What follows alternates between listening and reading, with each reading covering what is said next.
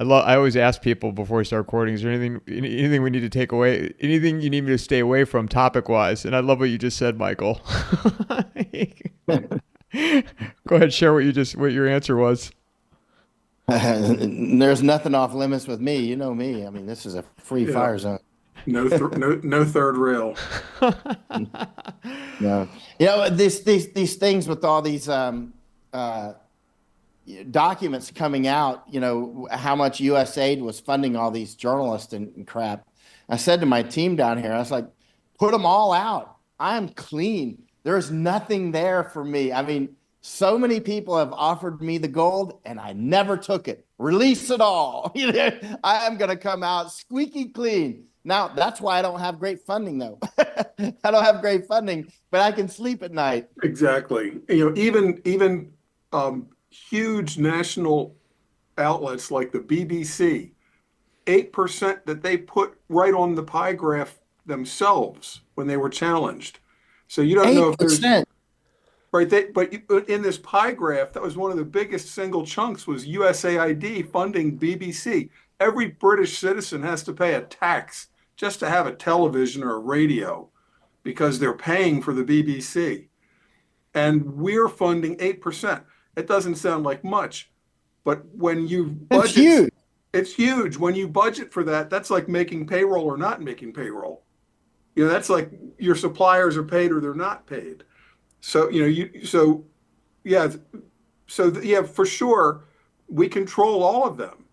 And around the world, I think Mike Benz has been doing really great work because he's been digging into these like old CIA documents, talking about how they you know basically corral lawyers, doctors, architects into like the soft, legit, just social progress end of things, and then suck them into clandestine organizations where they're completely under control. And where they can then be used to as cadres to like whip other of their nation, you know, into the clandestine organization. I mean, it is really scummy. You know, we grew up in the Cold War thinking, hey, we're America, we're the land of the free.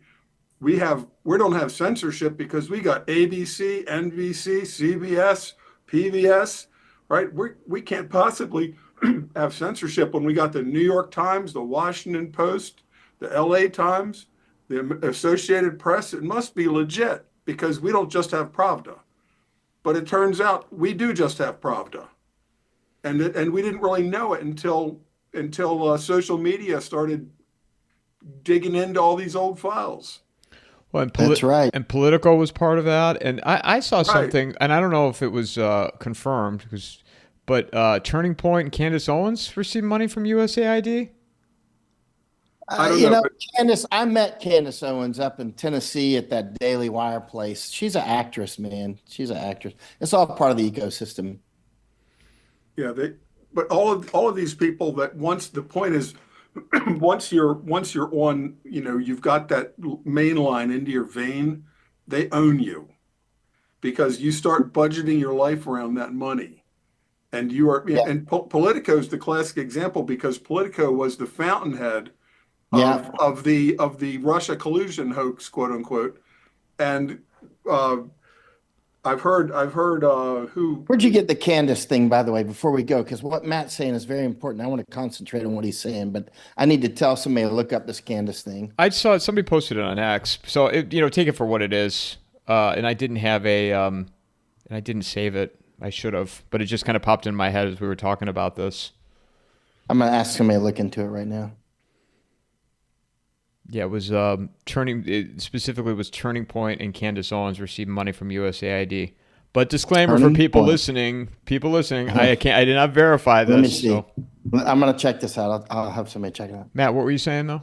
While Michael's looking at that? Yeah, I forget if it was Tucker or who was talking about this, actually running a quote, like a little video clip, like a 30-second video clip of Nancy Pelosi herself defining this technique that they use called the wrap-up smear, where you have to get some nugget of information that you want to put into the media bloodstream, like, you know, Trump is a Russia agent, he's beholden to Putin. So you need a semi-legit or quasi-legit media outlet to first publish it. And Politico served that purpose. So Politico is a wholly owned USAID outlet. USAID is a CIA cutout. Okay, I'll explain that in a minute, how that all came into being. So Politico puts out, there's this Steele dossier, and Trump is a Russian agent. He had hookers peeing on his bed. All of these things, right? Then it gets picked up by New York Times as a rumor. Oh, gee, there's a rumor going around that Trump's a Russian agent. There's this dossier. And it bounces around and gains its own gravity, just by repetition. And then somebody in mainstream media will report it on CNN. And then it's as reported in CNN says, as reported in the New York Times, there's a story out that Trump is a Russian agent. Now, the whole thing was funded by Hillary Clinton's campaign before the 2016 election. They paid for Steele, who's like a discredited ex-PNG, persona non grata MI6 guy, hustler. They paid him through Hillary Clinton's law firms, washing the money through law firms. So it takes years to unravel, the leads back to Hillary Clinton. By that time, Trump has lost his 4 years. He spent the 4 years of 2016 to 2020 on defense, protecting himself against impeachments, right? Being called a Russian agent, a Russian tool 1,000 times every night on CNN, MSNBC, in the New York Times, Washington Post, that whole ecosystem, the top line ecosystem. So he played defense the whole time. That's called a wrap-up smear. So a company like Politico that's paid by USAID is essentially a CIA tool. See, the USAID was created in 1962 by John F. Kennedy, that administration, at the same time that he created the Green Berets and the SEALs, 1962. So this was a year when Kennedy and his advisors had the idea that using either just the CIA or just the big military, the big green machine, the overt military didn't give them enough tools. You wanted some gray area tools that could either back up the CIA in the field, like Green Berets and CIA in Vietnam, or SEALs and CIA and Vietnam and other places, that these special units like SEALs and Green Berets would be force multipliers or provide extra muscle. In the middle of Sudan, you've only got a little station house of half dozen CIA guys, but you could fly in an A team to do some work. And then the A team gets on the C-130 and flies out. That was the concept. Well, USAID spun off of CIA at the same time to be like a clean, welcomed agency that could work right out of the embassy with a sign on the door that says USAID. We're good guys, and that's how it functioned. Fairly, pretty legit until the Obama era. Actually, in the 70s, after Watergate, Frank Church had his hearings where they disclosed a lot of skullduggery by the CIA. The CIA was put on a tighter leash, and a lot of the things that the CIA was doing in terms of Operation Mockingbird, media campaigns, brainwashing Americans, doing dirty deeds overseas, they separated that because the CIA was flat out forbidden to do certain things. So they moved those areas over to USAID, which had a more clean and legit outer envelope, to the world, a sign on the door in the embassy. But instead of just helping places to develop, they essentially became an alternative to the CIA for running color revolutions. They were paying the street muscle. Around the world, they'd go to demonstrations and tell people, hey, you're on strike, you're not getting paid, we'll pay you. We'll pay you more than the government was paying you. We'll pay you more than that company was paying you. And you'll just work for USAID from now on. And you don't need to even disclose it. Sometimes we'll just pay you in cash. So they could leverage street muscle all around the world, and nobody's really opened this can of worms as well as Mike Benz, who's Mike Benz Cyber on Twitter. He's been interviewed by not that I'm trying to puff up these other guys, but if you're interviewed for multi-hours by Joe Rogan, by Tucker Carlson, you're pretty much a big league player. Not that even Fox News, I don't put them really in alternative media anymore. They're just a slightly more conservative brand of mainstream media. But Mike Ben Cyber has been digging this stuff up and making videos for years, and it's finally getting traction. And now that USAID is being exposed, he's already got all the goods, so he can like replay videos he made 2-3 years ago, and it's right in current news because at least one of the judges that's got a temporary injunction against Trump, his wife is like taking money from USAID for some kind of quote unquote charity work in the third world, undisclosed, total conflict of interest. So what's really being revealed in all of these DOGE hearings is that the whole thing is rotten and corrupt. Probably at least half of the money going out of the door, they don't even have a line for who it's going to. It just shows a check went out. Don't know who. And people get contracts for 3 months and then they're just never ended. So people are getting paid a 3-month contract to, count pennies in the wishing well for 3 months for $1 million, literally stupid stuff like that. And then they just keep getting the $1 million a month forever. And we don't know if it's paying off warlords or being kicked back to congressmen. And that's one of the interesting things that Musk said in that crazy White House deal yesterday was there's a lot of federal employees. He didn't say Congress people, but he might as well have. There's a lot of federal employees that really can't explain their lifestyle and income based on their salary. And they were both talking about kickbacks. When you start talking about kickbacks, you're right into serious felony. And they thought, I believe that they thought after 2020 that they would be able to rig every election from there on. The brakes really came off during the Biden year. They acted as if they were never worried after that about really a deep audit. And now they're getting it, and it's all coming to light. Like Musk said, we thought there were some worms in the apple, but it turns out it's all worms. There's no apple. Well, doesn't it make you wonder, though, and I keep going back to my conversation that I had with Matt Smith yesterday where we were talking about, I don't know how much of it you listened to, Matt. Or I Mike. Listened to the whole thing. Oh, you did? Okay. I heard the whole thing, yeah. Michael, I don't know if you caught any of it, but, we were talking about how this huge run on gold right now is not being done by accident, it's being done by design. And my thought is with this coming back to USAID and DOGE, this exposure, is it being done intentionally? That way the masses have to buy into what they're going to attempt to do by resetting the financial system, because we are at the end of the line here. It's so corrupt, it's so rotten to the core, which we've all shared that sentiment, but it's not salvageable. So are they doing this, like getting this information out to show it, to say, all right, look at how bad this is. We have to do something different. Well, I strongly encourage everybody to listen to Matt Smith's interview. I mean, that was really eye-opening.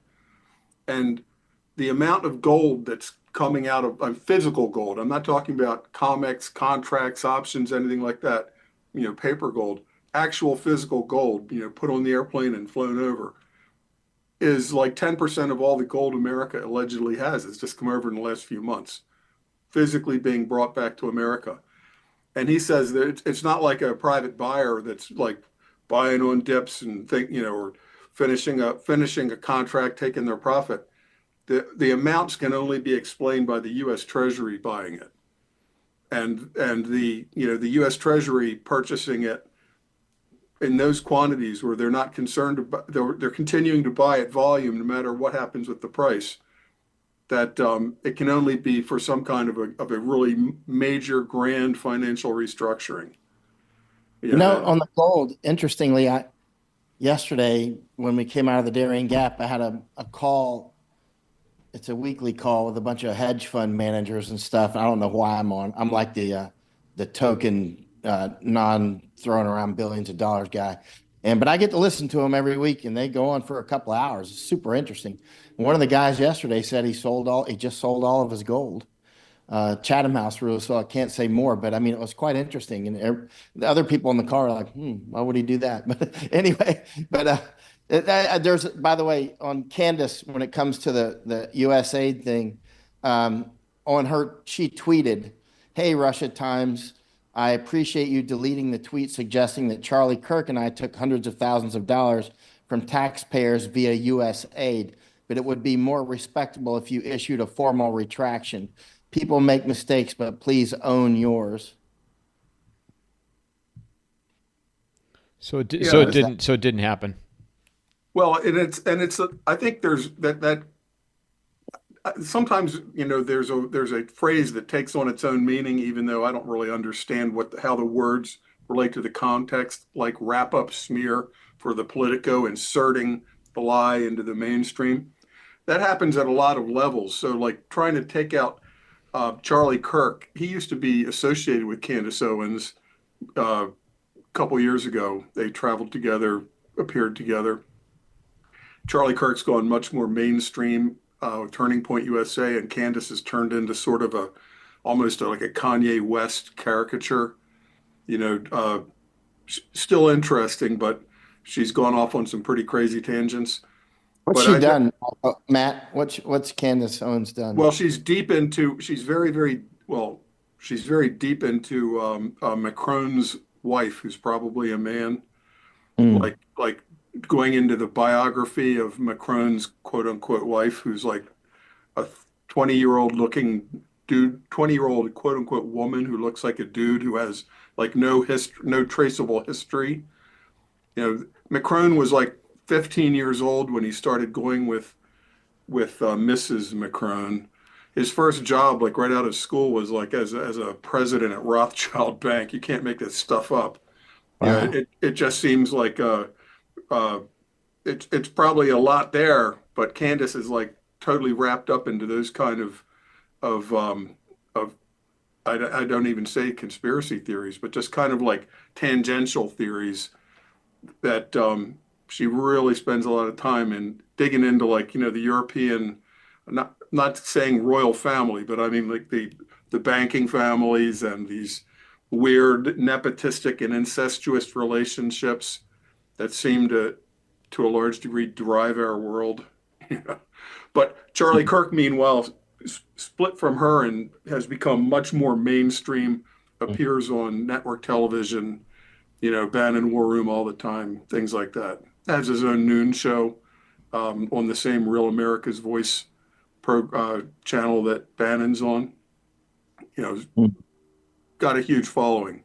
So yeah, that I didn't believe that, and so that kind of a wrap up smear that's not that big, not that important, and it's more easily popped. But for some people, those things can really be destructive. It can ruin their reputation. They can lose their job before the truth comes out. A lot of people will be attached to something and they're immediately just fired from their job because their company doesn't want to be associated with a scandal or Mhm. I think that you've been in Panama, but this whole big balls thing, the 19 or 20-year-old member of the DOGE team. I mean, these are obviously What happened? Somebody sent me something yesterday. I'm like too busy with the camps and well, stuff. one of these guys are super smart about auditing the federal government. The federal government's Mhm. still got, using floppy disks and computers. I mean, so these guys come in as forensic auditors and they're like unleashing AI crawling bots through things to drag out information and collate things that the federal government never imagined could ever be collated and rapidly, to find these connections between like a Bill Kristol and USAID. So why is Bill Kristol constantly a never Trumper, a neocon, more money for Ukraine? It turns out Bill Kristol, allegedly a Republican at one time, he's a recipient of USAID money. but you have to look at a huge computer screen and blow up each little section. It's not a Venn diagram. It's a diagram where all of these foundations and organizations are connected with lines. And at one end is, the taxpayer and USAID, and at the other end is Bill Kristol, who's sitting on some foundation, drags in a couple million a year for basically having his name on a foundation. But he's then reliable to go on CNN as a Republican, and trash Tulsi Gabbard, explain why we need to stay in Ukraine forever. So these guys are all paid mockingbirds. And they thought that they were so many steps removed from the funding that nobody was going to figure out the exact line of the funding coming from USAID to these mockingbirds. They thought that they had insulation. And that's what the DOGE team is doing, is penetrating all of that insulation to draw those lines. And this 19 or 20-year-old kid, apparently a couple of years ago, he had a social media account. Look, if I was much older than 19, the stupid things I did in my younger days and not so younger days, you can imagine you wouldn't want to have everything shown in the light. But this guy had a social media account where he was called Big Balls, okay? Mm-hmm.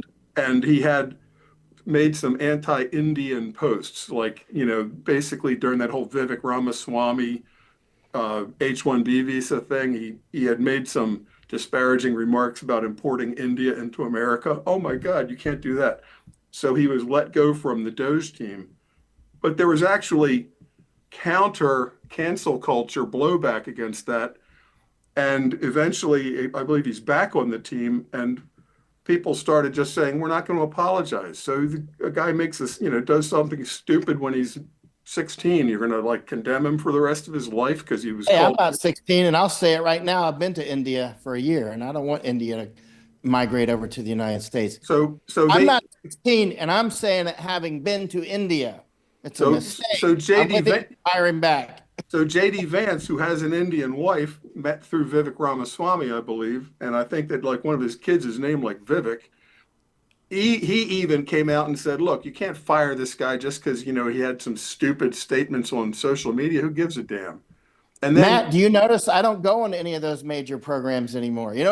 They won't have, nobody will have me on them. They can't stand a sandblaster, right? Well, and you can't, and you definitely, if you're going to be on any kind of network television, you can't say anything, for example, about automatic third rail, maybe October 7th was a green flag operation and the Israelis knew it was going to happen and wanted it to happen, just like the Lusitania and Pearl. Maybe. Of course it was. But you can't even say maybe. You have to, if you go on network television, you have to say, after the horrors of October 7th, Israel is fully justified in wiping out every human being in Gaza and moving the survivors to God knows where, bulldozing it, and then turning it into Miami Beach, Club Med. Is it true that Netanyahu gave a mounted beeper to Trump? Yes, to commemorate the massive pager attack. Imagine how this plays out in our supply chains. Anything you order from Amazon these days could be, I order it, electronics, it could blow anything, any medicine you order, any vitamins, it can go right. Okay, we got it waiting for him. Whatever he orders, we got our own poison department here. I mean, this is no joke. Yeah, and the thing about it is, most Americans, they just are not sophisticated enough, or maybe they just don't care. Their only tool is a giant sledgehammer. In terms of thinking, they equate Hezbollah in Lebanon, which is at various times a couple 100,000 people, fighters, basically a Shia army in Lebanon. We just saw 2 Iranians coming through a camp in Darien, by the way. Yeah, with the camps you were at. But so the pagers went to Hezbollah as a preemptive decapitation strike in Lebanon before the Israelis moved their army into southern Lebanon last year. So in order to confound their communications and make them not trust their radios, their pagers, they did this operation where they essentially created false companies, purchased Taiwanese pagers, rebranded them, packaged them with exploding batteries, created an entire company. And with, when you're on eBay or Amazon, you're looking for this pair of binoculars or that radio, and it says new in box from the XYZ Corporation in Taiwan, and you just want the cheapest one you can find, right? I could get the Model 5.0 or the 4.0, see which one's cheaper, up to date, and you're just shopping the world essentially, and then it comes to your house. And then it comes to your house, but maybe it's going to blow up. And that's what the Israelis have put on the table now as a viable, approved weapon.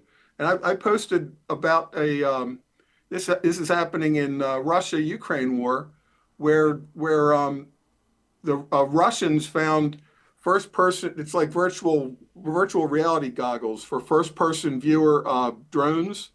That a drone pilot's not looking down at a screen anymore. A drone pilot's got these things on his eyes. So the drone pilot literally sees what the drone sees. And these FPV goggles that are new in the box had an exploding battery in them, which would kill you because it's like right next to your forehead and your eyes. And yeah. So obviously that was CIA. CIA had to interrupt a supply chain somewhere between the FPV goggle maker in China somewhere and Russia.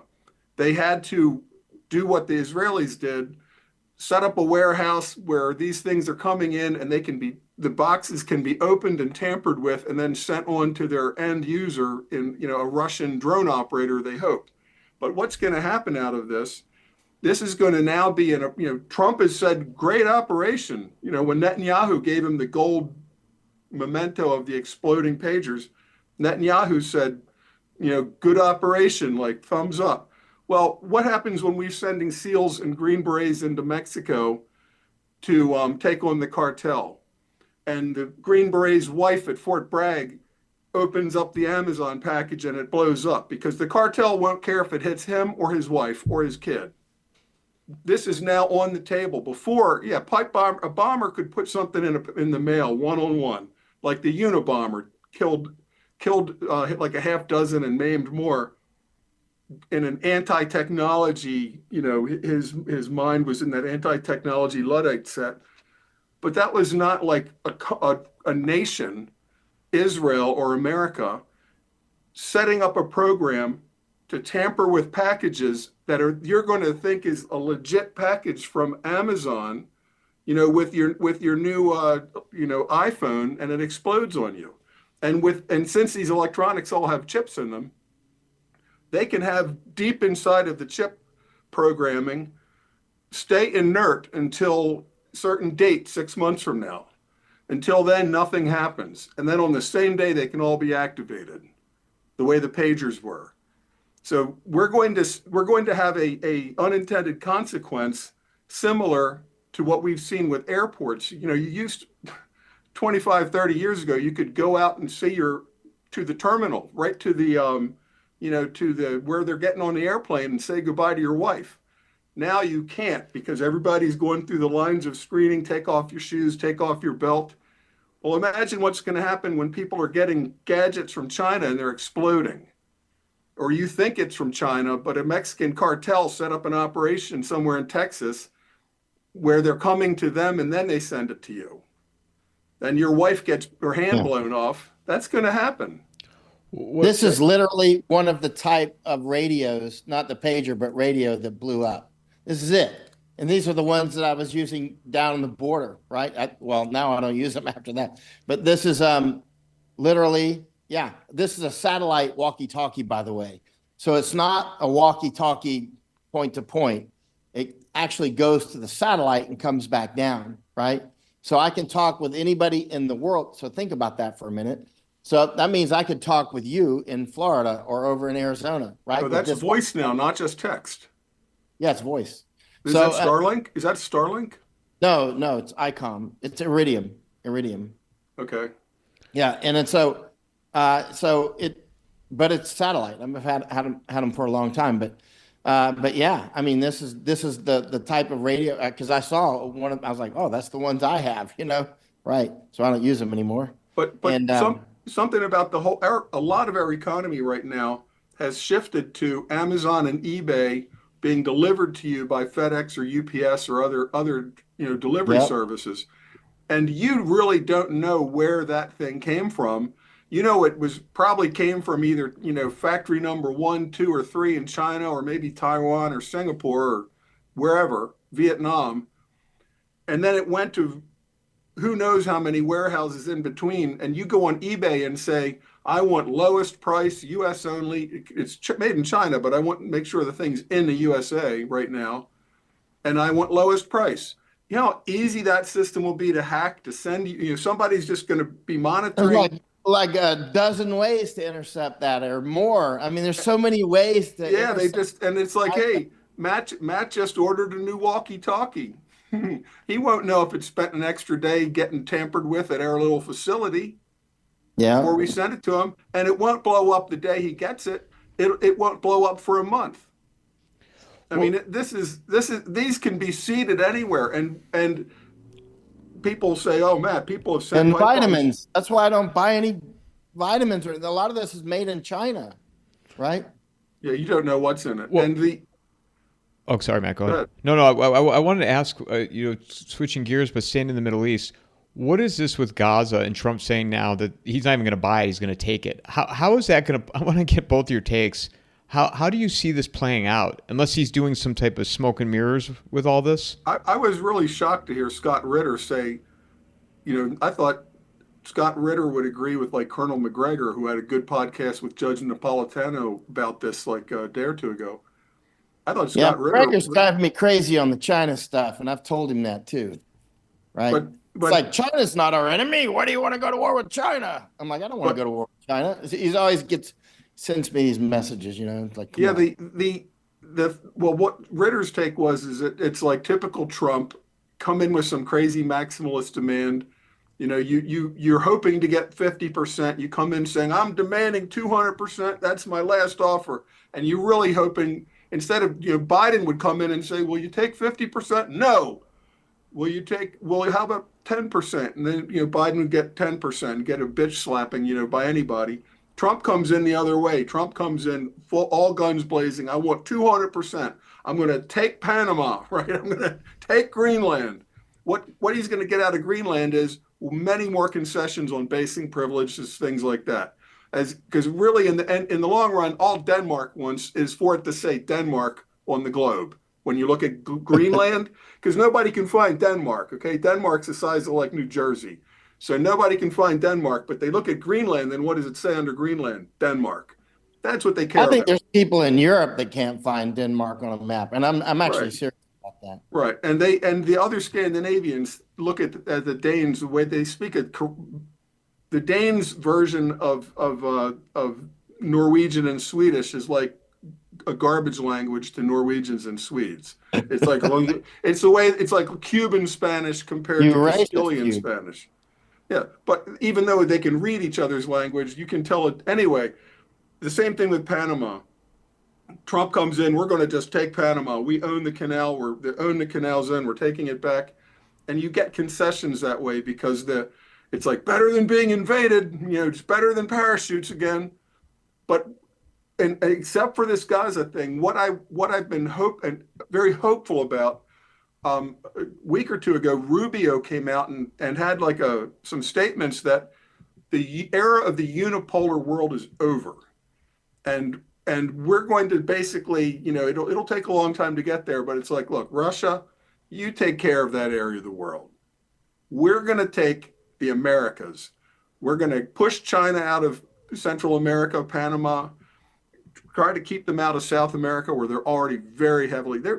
China's trading more with South America. Countries now are trading more with China than America. If you graph like all of the export imports of Brazil, Colombia, all these countries, it used to be 80% to America. Now it's like 60% from China. We're being replaced in South America. So I think in a real politics sense, Trump is trying to, recognize we can't be the hegemon of the whole globe anymore, but we can be in charge of the Americas. And we won't be responsible for like putting, NATO into the Black Sea and taking Georgia and making it a NATO country. Forget that.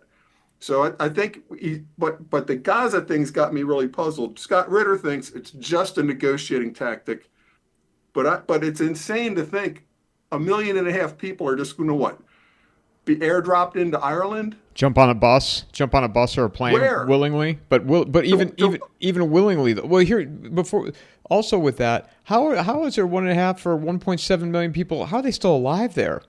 How have they survived all this? Well, when you see like a drone video and it looks like 2 kilometers straight of total Dresden rubble, that's not the whole Gaza. So the entirety of Gaza has not been turned into rubble. A lot of it has, though. But the history of the Palestinians, is that if you get moved somewhere as a temporary refugee, you're never going back. So after 1948, the Israelis will argue completely the opposite direction. Oh, we bought that land. They left of their own accord. They were attacking, so they left while the Egyptians and the Syrians could overrun poor little Israel. All those Palestinians decided to leave, so they can't come back. But the Palestinians, the way they look at it, if you go somewhere as a refugee, you ain't never coming back. And for the next 5 generations, you're probably going to be living in a squalid refugee camp where nobody wants you and nobody likes you. So from the Gazan point of view, being told you're all going to leave, and Trump has even said there will be no right of return for them. I think that Trump really sees that he's going to own Gaza, and Jared Kushner is going to redevelop it into Miami Beach. And when it's in Miami Beach, when all that rubble is cleared, and they build Miami Beach on top of Gaza, it won't be Arabs living there. It's going to be Israelis living there. Do you think they'll be successful with that, or No, it's crazy.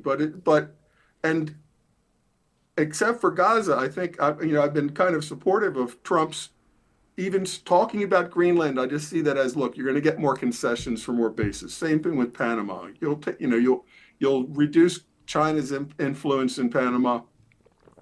But this plan to move everybody out of Gaza, even if Trump is just thinking it's a temporary negotiating tactic to get the Saudis and other people to pony up more money, in the Middle East, this is practically like a call to jihad, that we're going to wipe the Palestinians out of Gaza, remove them forever, and build Miami Beach there.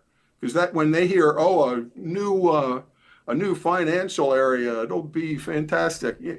But the Palestinians won't be coming back. The Gazans won't be coming back. Well, where are they going to go? And a lot of people also think, well, this is kind of like the Israeli playbook. Get the Arabs away from us, put them in Europe, which destabilizes Europe, because Europeans have always oppressed the Jews anyway with pogroms and the Holocaust. So let's send about 1 million Palestinians to Germany. Then Germany will be so torn up inside, they won't ever be in a position to bother Israelis again. They'll be too busy dealing with their Arabs. I mean, these are just threads and memes that are floating around. But the idea of moving 1.5 million Palestinians out of Gaza permanently is a red flag. It's waving a red flag in front of a bull.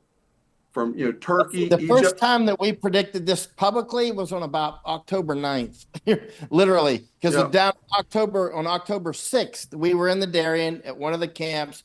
And if you look on the news, you'll see the Costa Rican president and the Panamanian president flew down to Las Blancas, the camp you were at, Matthew, and they were expanding the camps. I was just at that camp the other day with Masako and Al Johnson. And then October 7th happened the next day. And then within 24 hours, I was thinking, wait a minute, why were they just expanding this route from 60 buses to 200 buses, right?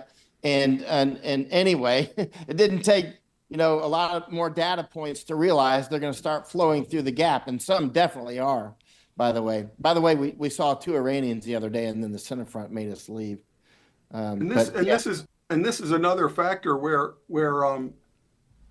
if we get in, McGregor says by March the Gaza thing's gonna spin out of control. Everybody from El-Sisi in Egypt could fall to be replaced by Muslim Brotherhood or Well, they want to take this now. The greater Israel includes taking the Suez Canal.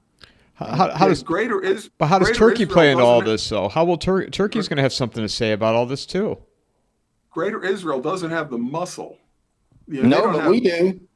We are part of Greater Israel. This is something Bill Bupert. Mike had him on the Coffee and a Mike last week with me. Bill Bupert, a military analyst strategist.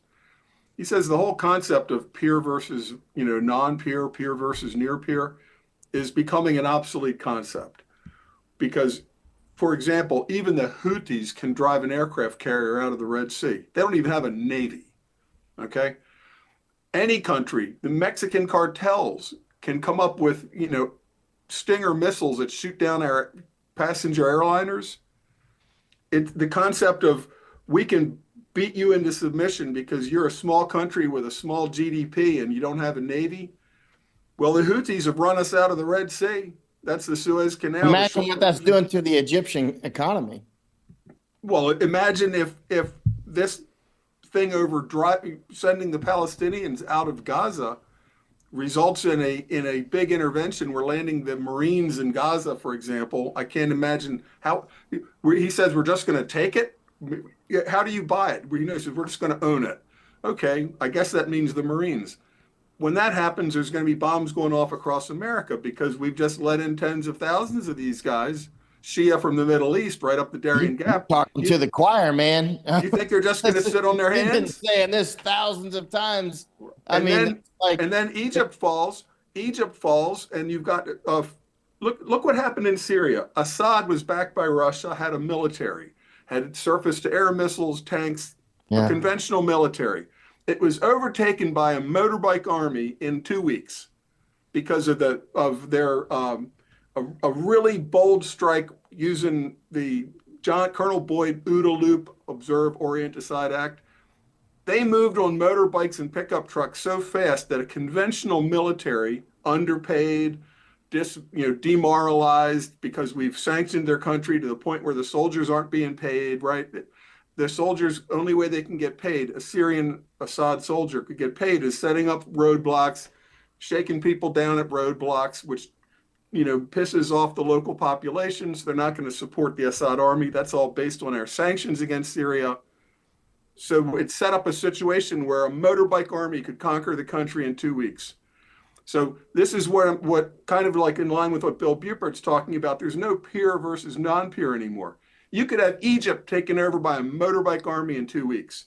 All their tanks out in the desert won't mean shit.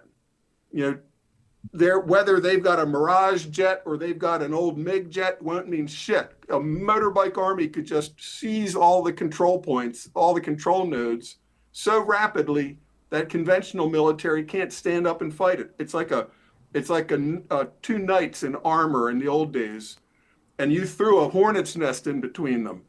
And all their swords and maces are useless because you threw a hornet's nest between the knights, and these hornets are right inside of the armor, and they can't figure out what to do, and before you know it, they're in shock and they're dead. And that's how Syria was taken over in 2 weeks, by motorbikes and pickup trucks with machine guns on them, with speed. And we think we're going to go in there like a knight in armor and smash our way through the Middle East. Those days are over. We're setting up for a huge disaster in the Middle East if we go down that road. Not just a huge disaster in the Middle East. Look at Ireland. Look at Europe. Look at the United States. Canada's gone.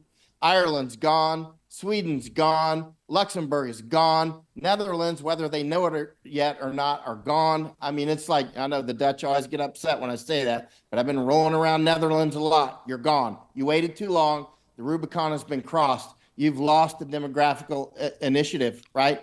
I mean, it's done. I mean, you're going to be in a genocidal war. There's no way through this without a genocidal war.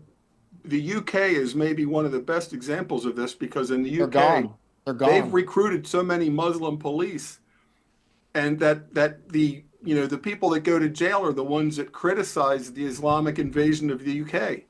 And the person that comes to arrest you is a Muslim with a beard wearing a British police uniform. That in Ireland, they're recruiting Pakistanis to join the Garda. That's one of your country's done when you're having a demographic replacement invasion, and your government is recruiting foreigners to hand guns and riot batons, and tear gas to control you. And they're building all these quote unquote migrant camps in Ireland with concentration camp walls around them, military barrack style. And what is up with what's going on in Ireland? Yeah. Can never underestimate stupidity. We went to Ireland and looked about 2.5 years ago. And at that point, I mean, go back and just randomly throw darts at anything that I published about Ireland and see how it's turned out. Just randomly, Michael Jan, Ireland. Look at my photos from Ireland. And I'm just like, you're going to be destroyed. You're going to be genocided for sure.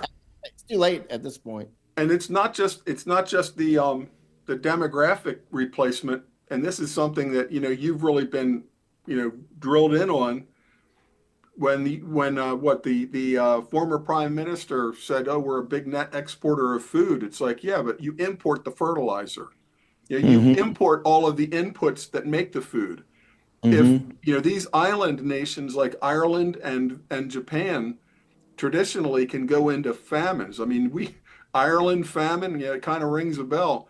You cut off if the ships stop going to Ireland, the Irish start starving very fast. Same thing in Japan. Islands all over the world. Islands all over the world. Almost all of them immediately being famines. Yeah, that's in my last book, Doomsday Reef. I've got like a couple chapters on what happens to the expats in these beautiful Caribbean islands.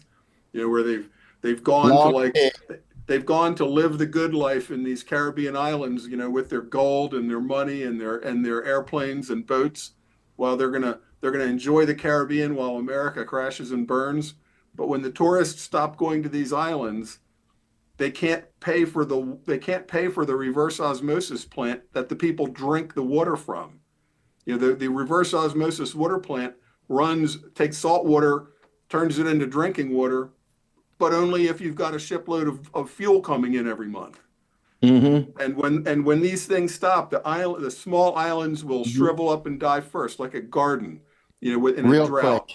Real quick. The big tree with deep roots is going to last longer than your little peas that you just grew. They're going to wither and die right away. The small islands and the bigger islands. All those bullion banks at Cayman Islands and places like that.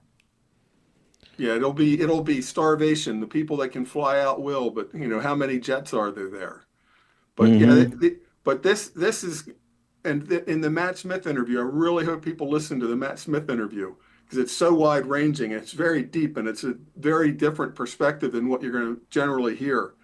But very often kinetic wars, grow out of tariff wars. If you even think about World War II, why did the Japanese, attack Pearl Harbor and the Philippines? Well, we had sanctioned them and cut off, their oil, rubber, and metal. So, we were crippling their economy with sanctions. Like, look at Syria, for example. Assad regime fell after sanctions. It was set up for an easy invasion. The Japanese were looking at their graphs and saying, "We're done unless we can seize our raw materials physically. We get the oil from here, the rubber from there. We have to take it." That was the Japanese goal, was to seize their own natural resources that we had cut off. So you can see how a war of tariffs and sanctions can then result in a kinetic war. It's not always just we're raising our tariffs on each other. But good news out of all of this is that America is in one of the best positions to survive like a tariff war or a dislocation of international trade, because there's very few countries as well set up as America. an ocean on Unless both you sides. flooded your country with tens of millions of low IQ savages. Well, they might be, that during this disruption period when people aren't being paid. I mean, the Matt Smith video, this new economic structure could lead to a massive devaluation of the dollar. So essentially, your government pension that's paying you a couple thousand a month, that might be like, a couple $1,000s a month might buy like, 2 days worth of food. Oh, So but don't worry, Bitcoin will save us, Matt. You know that. but we could go through a period like Russia did in 89 through the 90s. Russia went through this kind of a dislocation where the Soviet pensions were meaningless and there wasn't a new system yet. We tried to install our Western stooge oligarchs before Putin took over, but the Russian culture and civilization, to their great credit, didn't crumble and just go into a massive civil war. That in very cold countries in Siberia, all across Russia, entire towns kind of run their heat system like a military base with a steam plant and steam pipes. You don't have individual like electric or gas meters on each apartment. That's how Warsaw did it. I lived in Warsaw during the transition. They had they heated entire buildings. That's why you would see like the big buildings, the top windows would all be open because they were too hot and the bottom floors were too cold. I was in those buildings all the time, 2 years. But those during the dislocation, when salaries weren't being paid, when the old financial system completely crumbled, the Soviet Union fell, Russians had to figure out ad hoc ways to keep that building from freezing or everybody's dead at Siberia. Yeah. Oh yeah. And they did. Imagine Chicago, if the power goes out, people will be burning their furniture and the building burns down. We don't have that social cohesion that by and large the Russians had to get through that period. If we have an economic dislocation where the dollar is devalued to 10% of its current value, and gold is at 20,000 an ounce. America ain't Japan. I mean, we have intentionally been poisoned with, like you say, tens of millions of low IQ savages. It is a fact. I mean, I'm watching them. Listen, as you know, I've been all over this world, and I know that some fish don't mix well in the same aquarium, and everybody knows that except for the woke trash, because the woke trash, they're all drugged up on their prescription drugs or their marijuana or their alcohol or whatever. And they're just basically stupid, brainwashed people who are now being raped and killed across Sweden, right? And Germany and the United States and Canada. And now I'm telling you, if we don't defund the United Nations and honestly dismantle and disrupt the pipelines that allow these tens of millions already to invade us, if we don't actually rip out the piping, like all these camps that are still open in the Darien, then it's just going to continue. Because remember, Trump right now is at the peak of his power that he'll ever have. It might go up a little bit longer, and then in a couple of years, it's going to start to abate. Within 4 years, he's out, right? Now, we've either ripped out the pipes and stomped out the arsonist, or we haven't, because these routes will continue. And this is our one chance. If he's deadly serious, and I've told so many of his team this, that contact me every day. You either dismantle and defund the United Nations or you're not even serious. Everything else is just photo ops. If you're not defunding the United Nations and prosecuting people like Amy Pope at IOM, if you're not prosecuting these people behind IS, I mean prosecuting and throwing them in prison up to Mayorkas. Mayorkas should be out there with Milley on the same platform. I mean, they should literally be standing on the trap door. Yeah, a good sign was these 3 high-ranking FEMA women were just fired. They had approved the $59 million. This is after the directives for telling them not to. They approved the $59 million for the Roosevelt Hotel for the illegal aliens, living in a luxury apartment while people are freezing in North Carolina or homeless in California. Anyway, it's a good sign that they're taking that, but it's got to go to the top. Mayorkas was the Benedict Arnold that led this invasion. I mean, he was the highest board member. He was the highest board member. And then he becomes still open. They just ate breakfast in the same restaurant I ate breakfast in yesterday down in Darien. And they went right to their office, 1 minute, 2 minutes walk away. And then goes from board member of HIAS, which is Hebrew, International Aid Society or Hebrew Immigration, Immigrant Aid Society, and along with the Lutherans, Catholic Charities, etc. These are NGOs that have made made their economy on taking American tax dollars, washing it either through the UN or just directly to these NGOs to run the invasion. Those buses bringing them from the border to the Roosevelt Hotel are paid for by us. I mean, in the Revolutionary War, everybody remembers Benedict Arnold. Okay, Benedict Arnold, big traitor. He fled to Britain before he could carry out his plan to basically sabotage the fort at West Point, what's now the Academy. That was north of New York on the Hudson River, where the river takes a bend and it's tight. They put a fort there that could control the Hudson. He was wounded in war, so he was convalescing as a commandant there. And his plan was to lower the chain that we could winch across the river and call for a drill where the cannons would be turned away from the river. And then the British fleet would sail past and attack New York City. His intermediary, a guy named Major Andre, he got caught with the plans. Benedict Arnold fled. They never even did the plan. Andre was killed. He was hanged. President Washington himself, or Commander General Washington himself, who said, you know, he's actually a British officer. Well, he's not wearing a uniform. Hang him. And they didn't even carry out the plan. Mayorkas ran and carried out the plan to let in thousands and thousands of terrorists and spies. He ran the plan. He did it. I mean, he conducted the plan. To me, he's 100 times worse than than Benedict Arnold. What's going on there now, Michael? Is it quiet? right now, the flows, I would say, are reduced by about 95%. Now, I want to be crystal clear. I've seen this happen before, where the flows go to almost zero. I've seen it happen numerous times, and then they just kick right back up again. I don't see that happening at this time because I think, based on other stuff, this actually is the Trump effect. I think that's what's happening this time. However, let me be crystal clear again. These camps are all still open, and they're still putting in infrastructure. I've got fresh drone footage, the last of which I made like 22 hours ago, right? So, I mean, this is all fresh. They're still putting in infrastructure down there, right? So they're still building up the camps. The camps are still manned with the NGOs like HIAS, Norwegian Refugee Council, Doctors Without Morals, all those guys, right?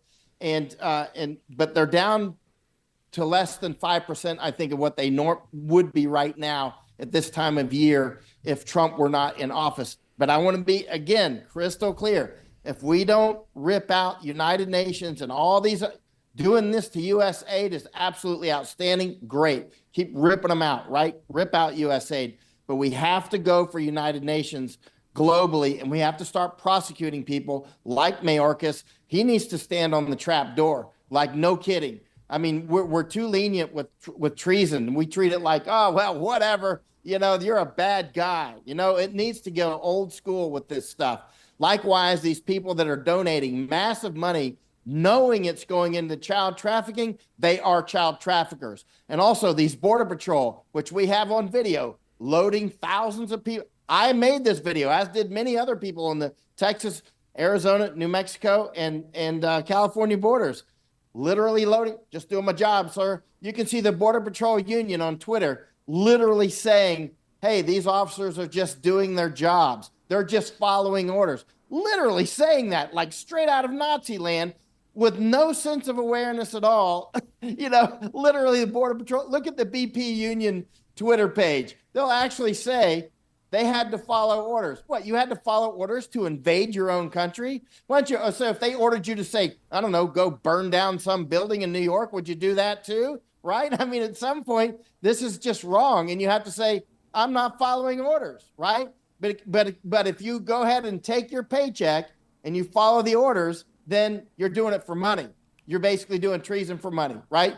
You've decided that I'll take my paycheck and do treason. That's what you've decided. You don't want to lose your job, so you'll do treason. That's exactly what's happening, and they need to go to prison too. Has anyone... Oh man, let me just ask one thing. Has anyone communicated with you, Michael, of why they're still there? Why they're still continuing to build up the camps? Is it anticipation of something, or is it a waiting game? It could just be inertia because Trump did just get into office. It could just be institutional inertia. It could be that. Yeah, a So lot let's of money wait. still in the pipeline. Yeah, so let's wait and see if that inertia drains down or if it continues. But I think that they're going to try to just outlast them because it's easy to keep the camps open, actually. But the highest is still in their office. We went to their front door. Highest was in their office yesterday. They ate breakfast at Tenose Hotel where Matt stayed in the Darien. The highest ate breakfast there yesterday and the day before, and we just stayed 5 days there, right? And Las Blancas camp where you were at is open. Canam Membrillo is open. We did not go there. We did go to Bajo Chiquito, which is open, and the flows are slow, but they're coming through. Everything is open. All the NGOs are at a sufficient number to have them. Actually, we met this Angolan guy, and by the way, there's highest in Angola. He had his 3 sons, and I've got him on video. He had 3 sons. He said he was an Angolan preacher, right? And his wife, he said, is in the hospital in Chepo. Chepo is in that part of Panama. And he showed me photos. He said his wife got shot going through the Darien. He showed me photos. It looked like she got shot in the ankle. It did look like a gunshot wound because it was, anyway. So the bottom line is he said specifically, and I've got him on video, highest won't help us. Now keep in mind, there was a highest tent like 1 minute away from where we were talking at Las Blancas camp, right? And keep in mind, highest helps them through Angola, through Colombia, and he came through Brazil, which they help you. Look at the highest map. What I'm telling you, you can find. Look at highest global operations. You can see their own map, and you can see he went right through the highest pipeline. And now, at that point, that was about 6 days ago now, he said that he had been there for 40 days. So for 40 days, he had been there, and his wife is shot in the hospital. We asked, does he have community? I've got his phone number, and he speaks English. So if you want to talk with him, I'll give you his phone number, and you can interview him, right? And I'd love to, by the way. I'd love to, by the way. Yeah, I'll give you his phone number, and you can call him up. And so he's an Angolan preacher, he said, and he's stuck in Las Blancas because his wife was shot in the hospital. But highest won't even help him. So, but there, even though highest is right there, right? Well, this is an interesting question. Is we're trying to reverse the flow by putting the criminals in Guantanamo Bay, flying some straight back to Central America. Believe me, guys with tattooed faces do not want to be sent to El Salvador because send them to El Salvador. They're going to go straight into a very uncomfortable prison that Bukele built. So you get off the airplane with the MS-13 tats, you are not going to have a happy time in El Salvador. So those guys are absolutely not going to want to go be deported. But what about these guys from Africa or Nepal? They were paid, essentially given airplane tickets from. You showed how that rat line works. Yeah, tough luck. Send them back to Nepal. I love. But Nepal. How are they getting back to Congo? Are we going to have airplanes landing in Congo? Put them on boats. Do a reverse. Camp of the Saints. It's simple. This is not difficult, right? And for instance, I know one Afghan guy.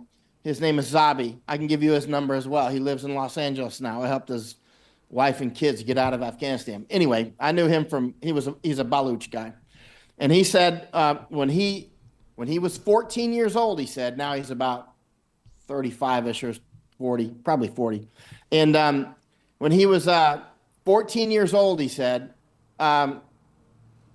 his father put him on a ship in Iran. He's from Baluchistan, so he's from a place called. It's right on the Iranian border. I've been there. That's where I met him, actually. And so when he was 14, his father put him on a ship in Iran, left that port. He said it was very terrible. You had to stay in a shipping container. And he said people died. They threw him overboard. Some of the Afghans died. They had to throw him overboard. So he said they landed offshore of Canada and at nighttime, and they went down the rope and got on a little boat. And he said they got into what he said was he'll tell you this on an interview if you want to interview him. And And he said he went down the little rope, got on a boat, went ashore at nighttime, and he said he was put in a police van. This is when he was 14, as I recall. And so he went. It was like a police van. He said he doesn't remember. It was years ago, but he said then he ended up at his uncle's house in I think it was British Columbia. But his uncle wouldn't let him go. You have to ask Zabi. But his uncle wouldn't let him leave the house. He was afraid he was going to get caught. But as Zabi got a little older, now he's about 16. He's like a teenage boy, man. He wants to go. He wants to call the wild, and is becoming. He wanted to go back to Afghanistan. So he said his uncle said, "I'll take you near the police station. You cannot tell him where you came from or where you stayed, and they will send you back to Afghanistan. But you cannot tell them anything about where you stayed, your family, or anything else." He said they're Canadians. They're not going to put you in jail. So they sent Zabi back to Tajikistan, I think, and not Uzbekistan, but I think they sent him to Tajikistan. Anyway, you can ask him. Could have been Turkmenistan, but I think it was Tajikistan. And then so they sent him there, right? They didn't send him to Afghanistan. And then he had to get his way down to home, and he did, and that's where I met him. And actually, Zabi, you can ask him about this if you interview him. He almost became a suicide bomber. So I was out there with a friend of mine, a retired Marine officer, and we were alone, just us, and we were out with these Baluch people, right, for I don't know, a couple of weeks. And at one point, I'm like, "Hey, why is this guy looking at me all the time?" You know what I mean? So you're like, And finally, I said to him, "Hey, to Zabi, I didn't know his name yet," and he said, "You saved my life." I said, "How did I save your life?" Right? This is how I got to know him. And he said, "Well, I was thinking about wearing the bomb." And I was like, "Oh." And I said, "Why?" And he goes, and so we're out there alone, man. We're in Afghanistan, with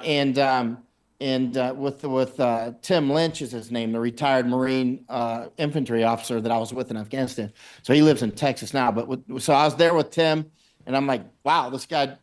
Well, listen, And so Zabi said he had seen these Blackwater videos from Iraq. Now we're in Afghanistan, but he said he saw these videos about Blackwater guys shooting civilians, and he was gonna do an attack.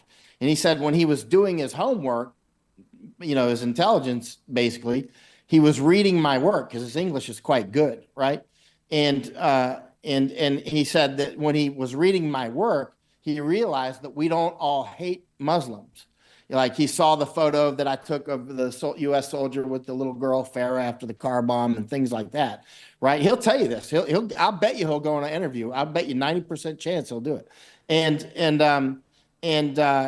he said that he was almost wore the bomb, and then he was starting to read my work, doing his intelligence survey basically, and then I showed up, a couple of years later there in Zaranj, next to the Iranian border, and I was doing missions with him and the Afghan police and whatnot. And so yeah, he lives in Los Angeles now. It's weird, but anyway, how he originally got to Canada was from a ship from Iran.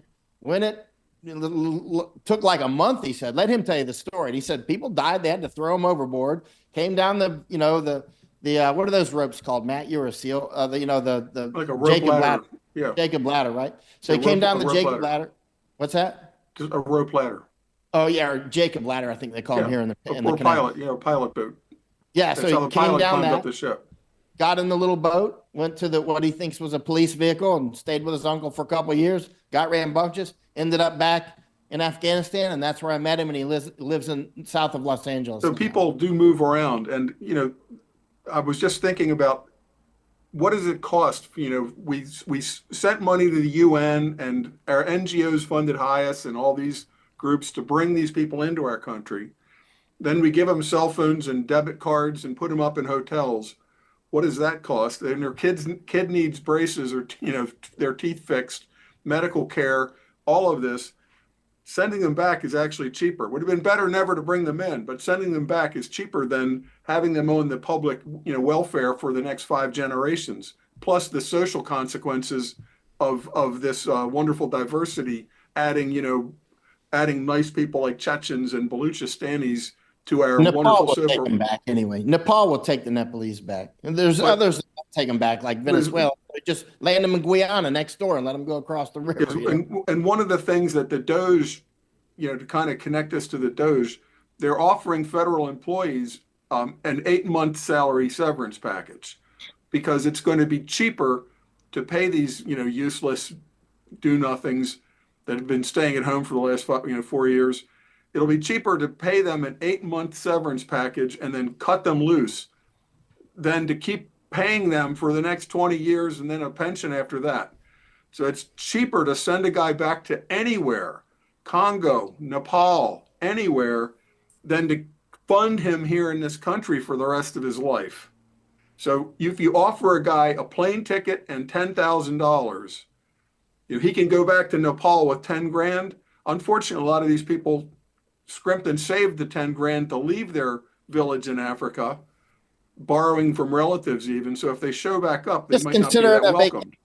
Okay, so they got a good vacation. That's it. Now go home. So, the bottom line is we got to get off of the touchy-feely stuff and time to leave. Bye. Right? And when some of these people go back to their village in Africa or their city in Africa, they may actually come back with a new attitude about this is not very efficient. There's got to be a better way to run this well than people pumping it with a hand pump. We got to figure out some smarter things like I saw in America. So it might actually have a reverse brain drain, like a brain flood of people that have now, seen how modern world works a little bit and have a higher expectation when they get home. But we have to turn the flood around. And even if we have to pay their tickets and give them a payout, it's cheaper, just like the federal employees, 8-month salary severance package is cheaper than supporting them for the rest of their lives.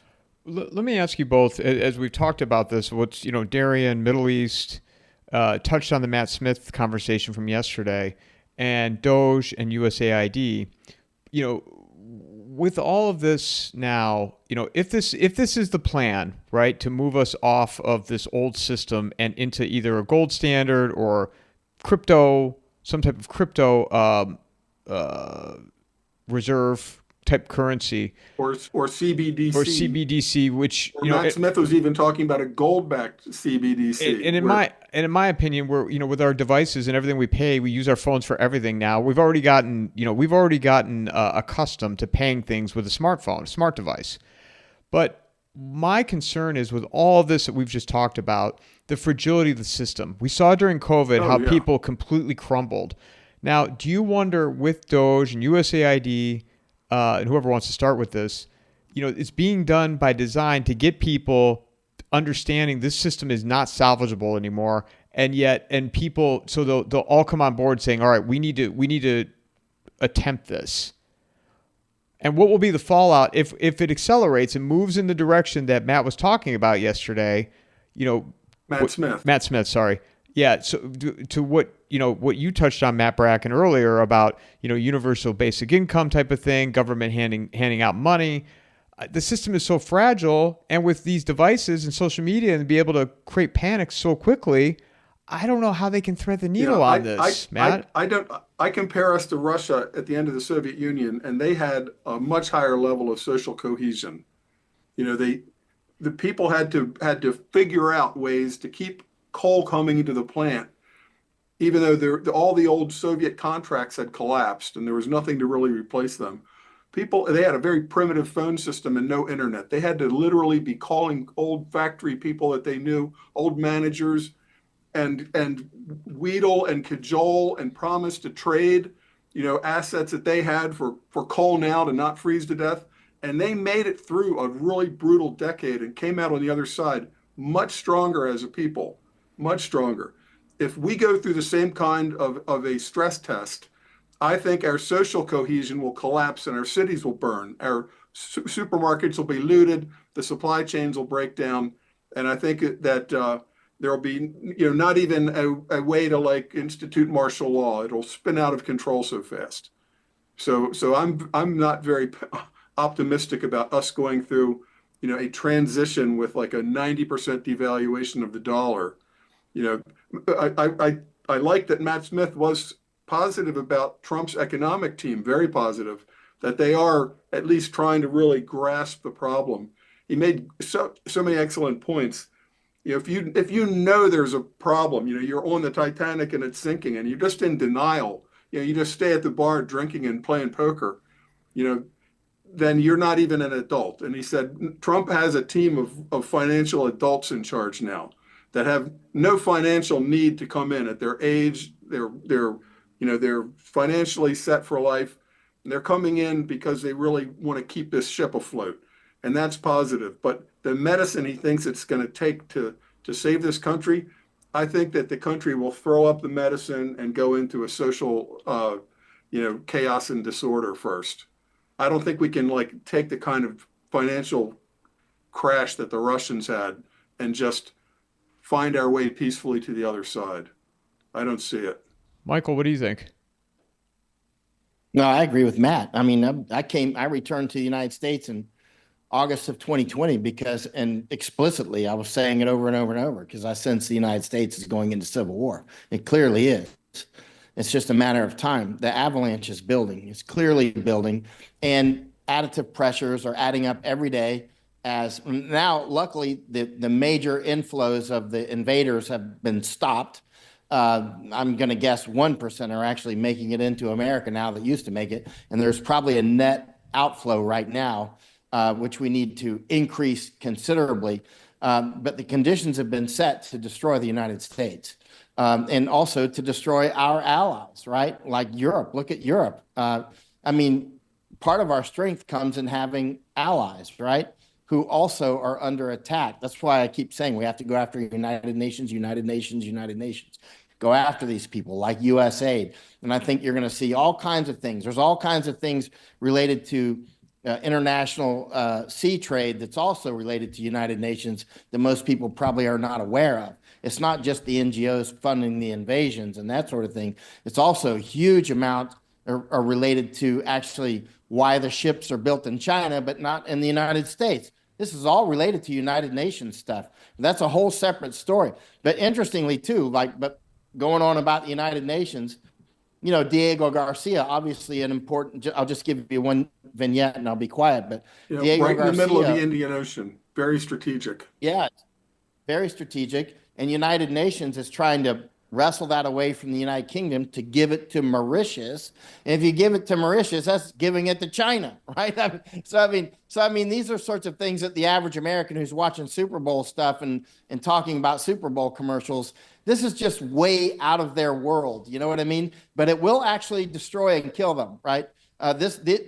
We're watching us at war, and one of the major enemy formations is United Nations, who is funded mostly by United States, right? Yep. Yeah, most people still have a very, I wouldn't say childish, but a very obsolete paradigm of understanding the world. If, they do these man in the street or person on the beach interviewing people, they don't know what century the Civil War happened in. So, you're not working with great raw material. They can't tell you who did America fight in the Revolutionary War? They don't know. But if they understand anything, they think, well, I guess we fought Japan and Germany, and wars are kind of like this country is versus that country. But we need a whole new paradigm for understanding what's going on. The war that's going on is not Russia versus America, as much as it's globalists versus people who want to maintain national identities at all. That's how you have the United States funding our own doom through the UN and through all these NGOs. I mean, the USAID, I could see it out in the world trying to promote American values, but it's trying to promote globo homo. It's in Afghanistan flying the transsexual flag over our embassy. It's working counterproductive to us. Mm-hmm. So you can't say it's America versus Russia. It's the globalists, even inside of our government, or working at the UN, or working for USAID. They hate America. They hate Russia. They think everything should be homogenized globally. And they use governments, and when they need to, if they can, they'll use NGOs, and mainly they use the UN. And then at a whole other level, maybe you can say, all right, we're dividing the country into new spheres of influence. China will get Asia. Russia will get most of the Eurasian continent. But America can't anymore just institute its will around the world, threatening and sanctioning. The world's done with that. That's where I think Trump, I hope he's listening more to Rubio, that the unipolar world is over. We can't just send an aircraft carrier somewhere and tell people what to do. Those days are gone. Do you think though that this is the bigger picture of all this? With now we'll have to repatriate.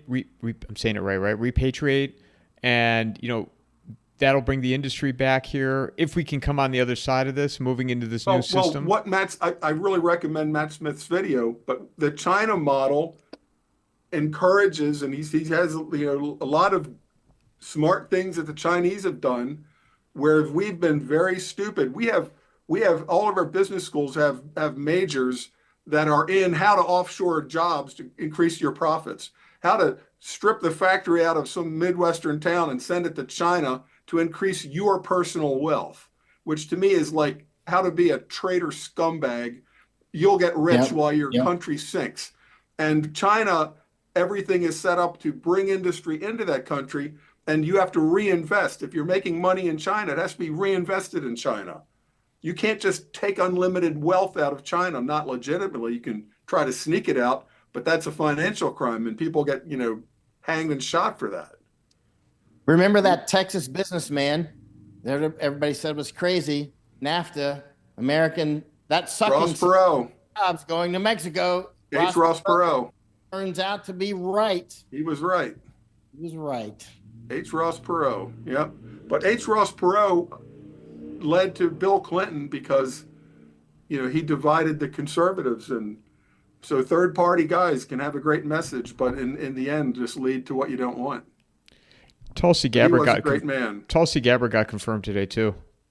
Yeah, excellent, because that's the Lindsey Graham and the neocons hate her guts because, she was on the right side, for example, in Syria. The neocons would rather have the guy currently in Syria running Syria is now wearing a suit and tie, but he's an ISIS terrorist who last year had a $10 million bounty on his head. He's the guy that led the motorbike invasion of Syria. He's killing Alawites and Christians wholesale. They're massacring them. And he's our guy. That's Lindsey Graham and the neocons love this former ISIS terrorist, who's now running Syria. And they don't like Tulsi Gabbard because she actually talked to Assad. Assad at least was secular. There's nobody over there that's going to be like a sweetheart. To run these countries, you got to have a strong hand. But at least he was secular. Now Syria is run by these Sunni fanatics, ISIS fanatics, and they're our ISIS fanatics. So we put Jelani in a suit and tie now, and you have European leaders meeting him. He's a freaking head-chopping ISIS guy, and he's our man in Syria. So I'm very glad that Tulsi Gabbard was confirmed, because she has I think a much better view of this situation than the neocons. They would literally rather have a head-chopping ISIS running Syria than a secular Assad regime aligned with Russia. I mean, we have to break out of the molds. Well, and again, I keep coming back to Matt Smith's conversation, where if this is going to happen, if this is going to accelerate, it'll happen within 2 years. That we'll see dramatic change in the United States within 2 years. And Doug McGregor says by March, the Middle East is going to explode. So it's, golden age. I don't know. And the Democrats are losing their minds about finding all the fraud that's been, paying the kickbacks to them, and employing their useless relatives. Well, that's why I wonder if we're looking at a WEF 2.0 with the PayPal mafia and Elon. I've been talking about this a lot, but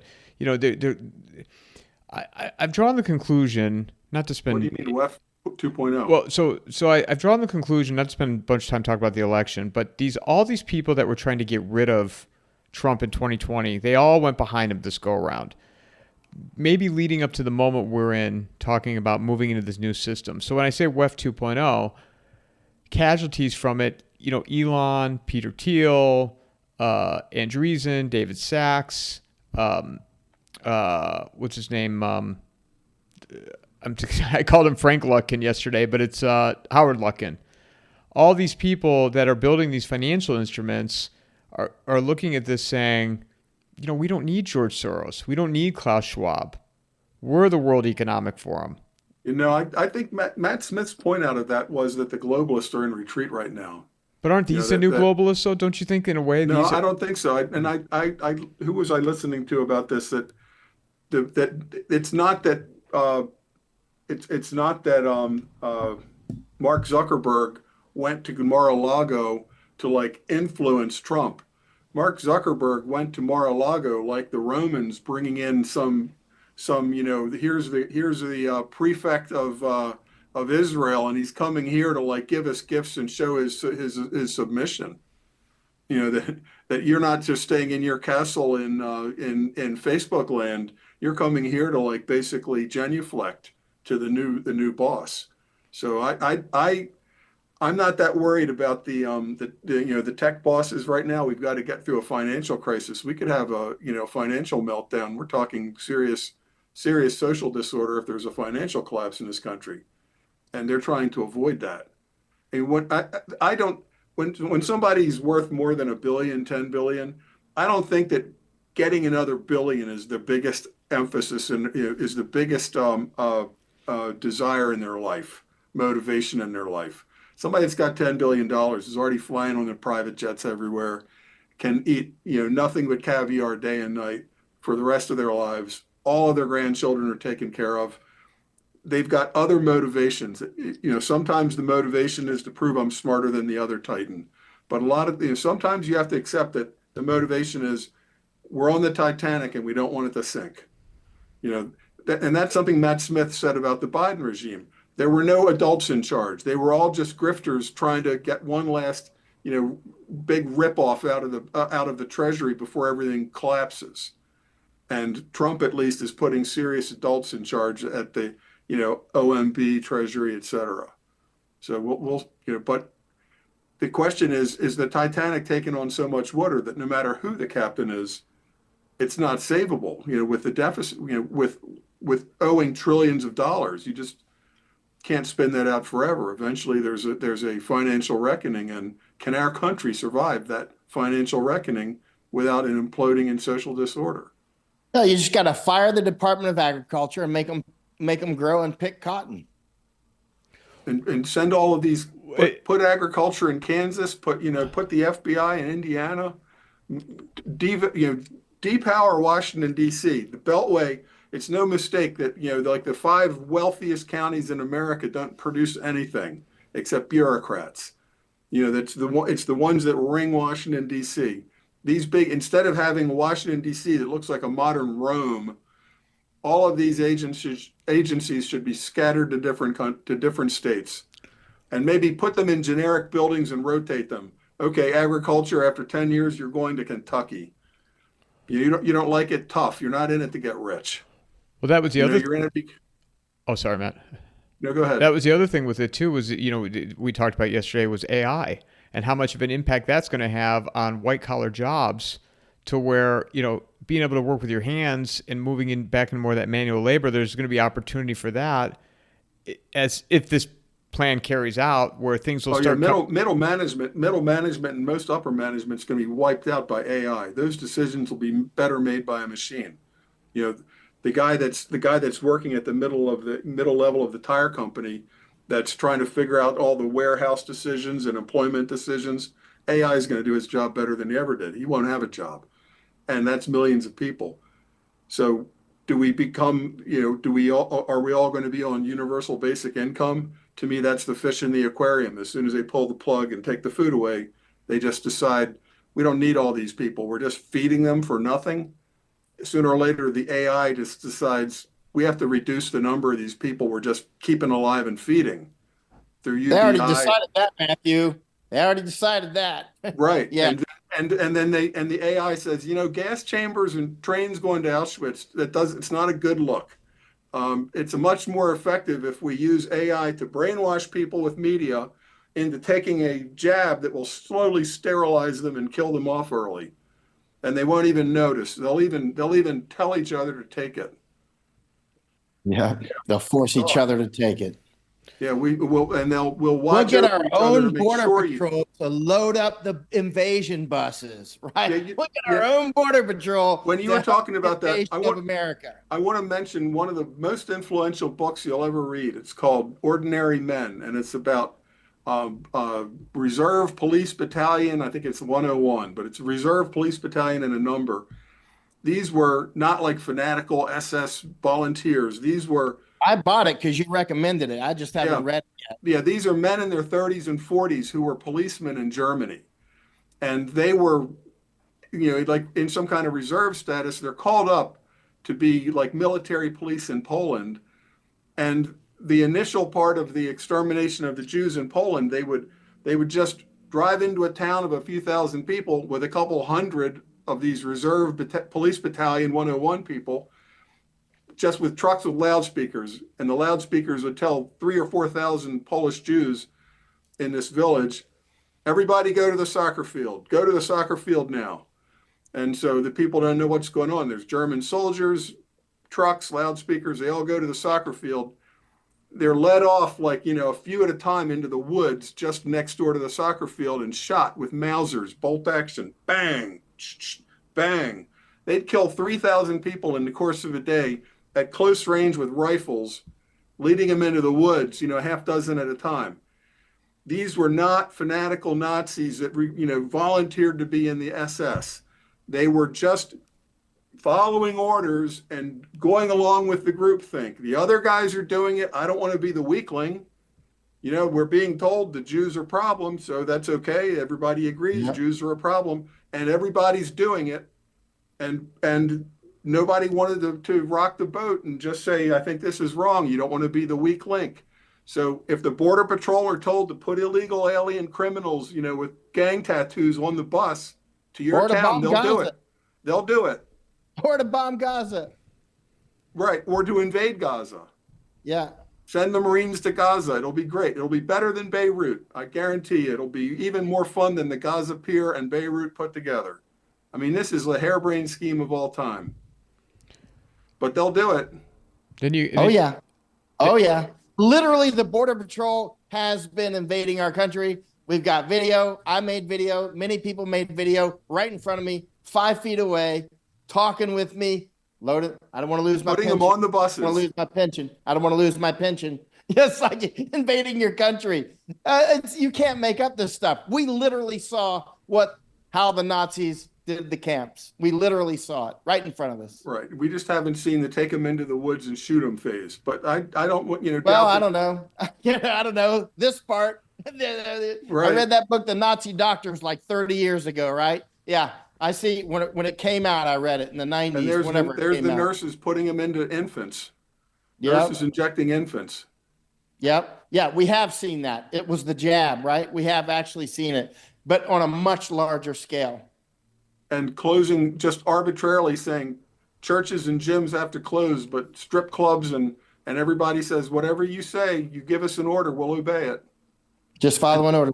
And there was no law passed. The governor would just say the gyms have to close. And if the gym says, screw you, that's not a law. The police are told, go and arrest that guy. For what law? For disobeying the governor. And the police obeyed. Yes, governor, we'll arrest the owner of the gym. We saw it. We saw it. No law. Just the governor said so. It's an emergency. And remember, along with disparate impact and a few other key phrases, disparate impact means it's going to be very hard to get rid of DEI because they're going to say, oh, you're closing the Department of Education? That's 60% black women. Just close it. Just close it. But that's a disparate impact. It's a disparate impact. But just close it. But the other thing is, it's an emergency. See, if the governor says it's an emergency, oh, well, the Constitution is out the window because it's an emergency. So what happens when there's fires and arson and looting in a city and there's no food coming in. That's definitely going to count as an emergency. Yeah, one of the ways you get through all these arguments is you just do it. You just do it. You just stop listening to them and you do it. Execute, right? Which Trump has been doing to a large extent, because they're howling like stuck pigs at their mystery money. Let them scream. It's music. Money's getting cut off. Let them scream. Imagine how many of these drug addict lefties now can't afford their drugs. Quite literally, I'm not joking. Imagine that, right? Imagine now they're all on detox. So well, that's one of the insidious things about fentanyl in particular is it's so cheap. You can a chunk of fentanyl half the size of a grain of rice, can be made into a pill you think is something else, or sprinkled on marijuana to make it like, oh, this is great weed, and it's so cheap. People, that's why out in California they have that like zombie hunch, where they're walking around and they've got sores all over their bodies, because it used to be that you had to be a junkie, you had to hustle, you had to steal a couple $100 every day out of retail stores, sell it to fences. Now you don't. $10 a day, you got fentanyl, you're high as a kite. That's perfect if you want to destroy a country. That's perfect. And everybody's got to remember about George Soros. Before he was for open borders, his open society, George Soros' open society, he was for legalizing all drugs everywhere. And it's come out. USAID has paid twice as much for these communist prosecutors that let all the criminals out in all of our cities. USAID has funded them twice as much as George Soros did. So when we say, oh, he's a Soros prosecutor, in Philadelphia or Los Angeles, lets all the criminals out, we paid more than that through these NGOs. And that's what the DOGE is doing, because the prosecutor doesn't have like a tag on him saying, I got 2 million from USAID. You have to figure out it went to this foundation, to that foundation, to that foundation. It gets washed, blended, remixed, and then it goes finally to the DA. And all of those little foundations are full of people like Bill Kristol that get a few $1 million a year just to sit on the board and let the funds go through. Yep. The head of that, what's called Internews, a woman named Jean, she had a funny like French name like Bergault. This was also coming out today. She's married to another guy who's like taking USAID money, and some of her texts have been uncovered where she's bragging that she only goes to the office, 2 or 3 times a month. And they're raking in millions between them to basically send USAID out to the world to promote Globo Homo, where the countries don't want it, overthrow Viktor Orban said, get USAID out of here. All they do is run color revolutions against the will of the people. Yep. And we're funding it. Well, I hope it's ending now. Like you said, just cut it off. You got to just cut it off. That's all you got to do. Just cut it off. So, Michael, don't put the microphone in front of the crazy. If they look like they're on drugs and screaming at the sky, I don't care. Have a nice day. Fund yourself. Find a way to support it. Because we're not going to do it. I know we're kind of running out of time here, Michael, because you get a hard stop here in a few minutes, right? Mm-hmm. What's next for you? Any idea how long you're going to be in Darien for? And where will you go next? So I just left Darien yesterday. Or Panama, excuse me. There were reports yesterday about some reverse flow from Costa Rica trying to get into Panama, and the Panamanian police stopping them at the border. I might just drive up there and have a look. I don't know. I can't imagine anybody walking south through the Darien Gap. Yeah. Or they might just want to get to Panama because, Panama, but this is exactly what I was warning the Panamanian and other governments. I'm like, what? Sooner or later, one way or the other, this is going to reverse or stop. Sooner or later, this will reverse or stop. And then you're going to be stuck with what's in the pipe. A lot of already sticks to the pipes anyway, and that's causing a lot of problems in Panama. Like a lot of Venezuelans stay here, right? And others, but especially Venezuelans. And they stick to the pipes, and it really angers the locals. But eventually, it obviously will stop or reverse, right?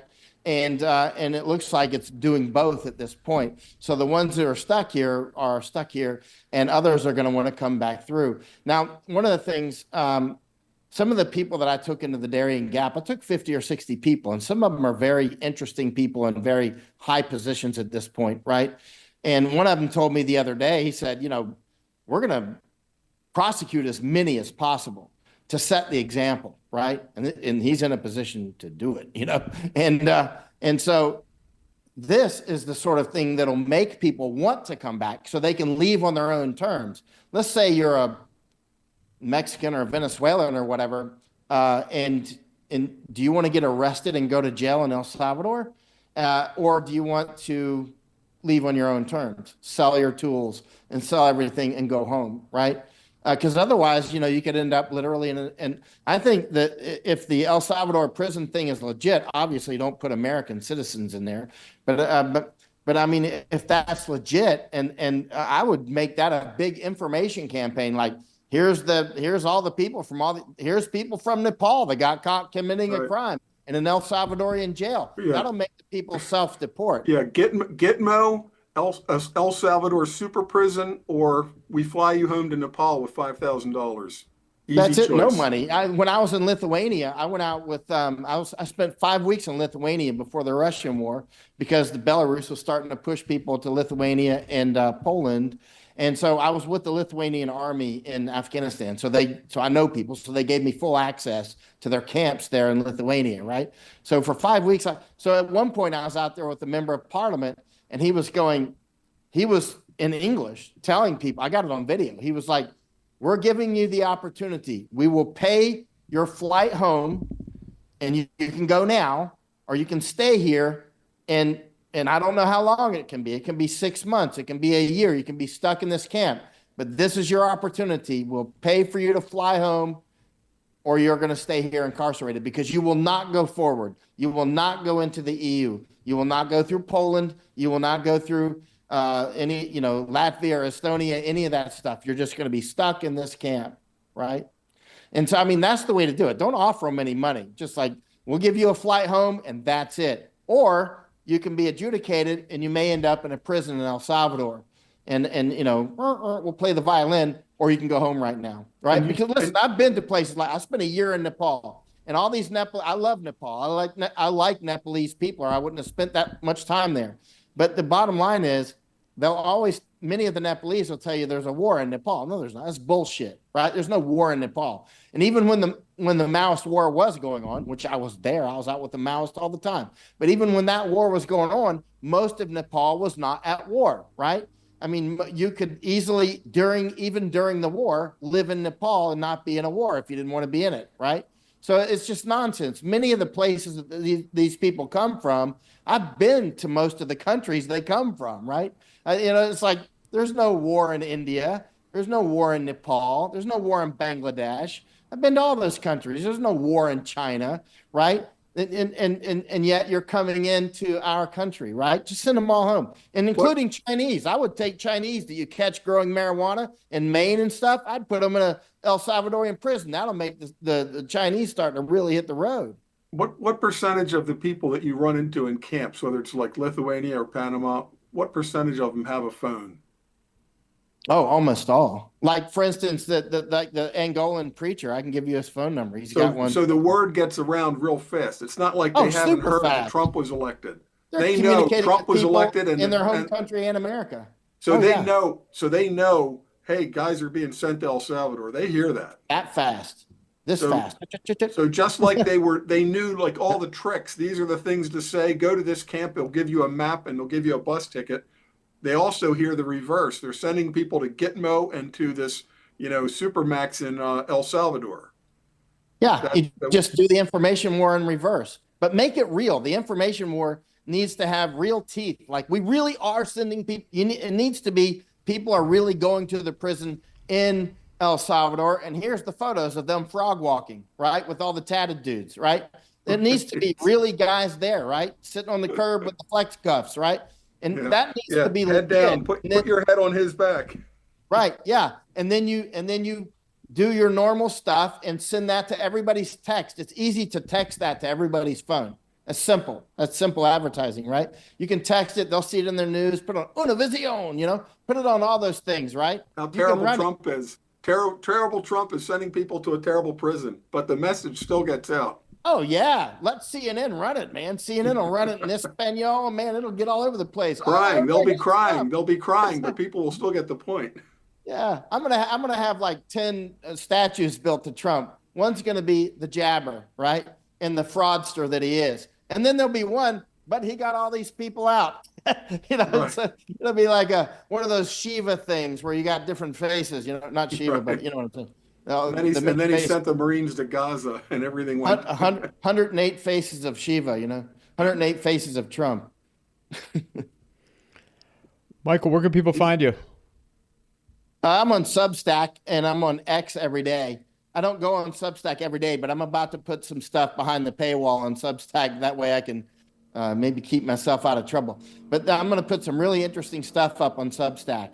I think you'll find it extremely interesting, but some of it will be, it's very rare that I put things behind the paywall, which upsets people that pay for it. But the thing is the reason I'm very poor at raising money is because I know there's a lot of grandmothers out there that don't have money, and I want them to see it too, right? I want everybody, because what we're spreading here is information that can be used to save our country and a lot of others, right? And so I hate to put things behind the paywall. But let me say one thing clearly.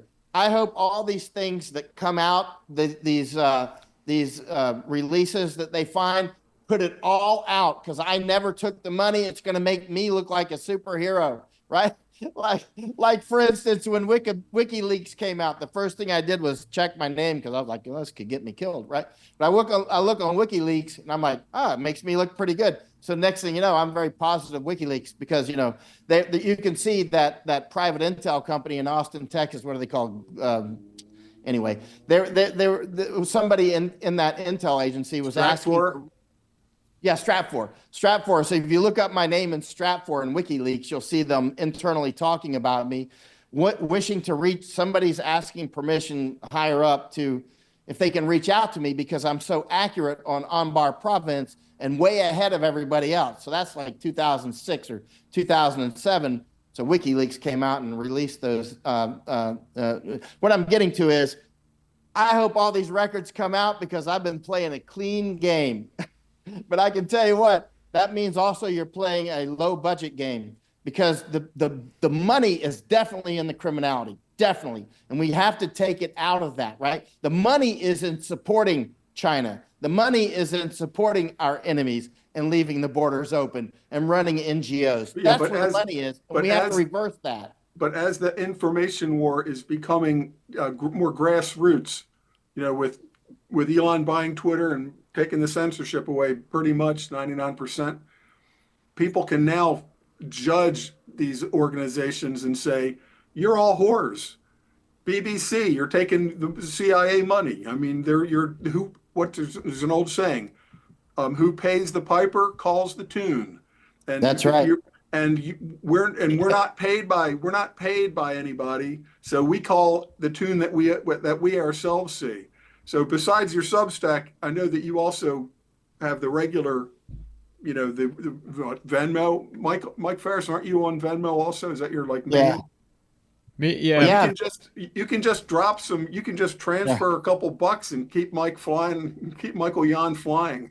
Yeah. It's cheap. Actually, he's not walking. He's not walking across oceans. Yeah, that's right. I wish I could.